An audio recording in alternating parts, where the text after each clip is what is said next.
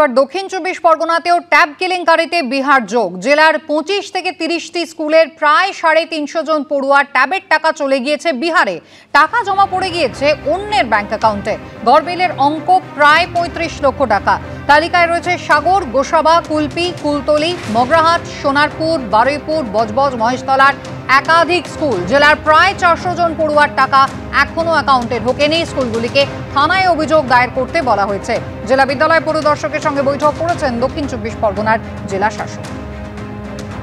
BJP নেতা সজল ঘোষ রয়েছেন telephone লাইনে। সজল বাবু, কি বলবেন? দক্ষিণ ২৪ পরগনা, যেখান থেকে অন্তত ৩৫ লক্ষ টাকা গড়মিলের অভিযোগ, টাকা এ রাজ্যে দক্ষিণ ২৪ পরগনা স্কুলের ছাত্রদের হাতে না পৌঁছে চলে গেছে সোজা বিহারে। বহিরাগত হয়ে গেল টাকা, পশ্চিমবঙ্গের টাকা বহিরাগতদের হাতে চলে গেল। পশ্চিমবঙ্গের কিছু কাণ্ডজ্ঞানহীন লোকের জন্য। দেখুন, এটা আপনি খেয়াল করে দেখবেন, এবারে দেখা যাচ্ছে একটা অদ্ভুত ভাবে যে টাকা বিহার চলে যাচ্ছে। এমন তো নয় যে টাকার গন্ধ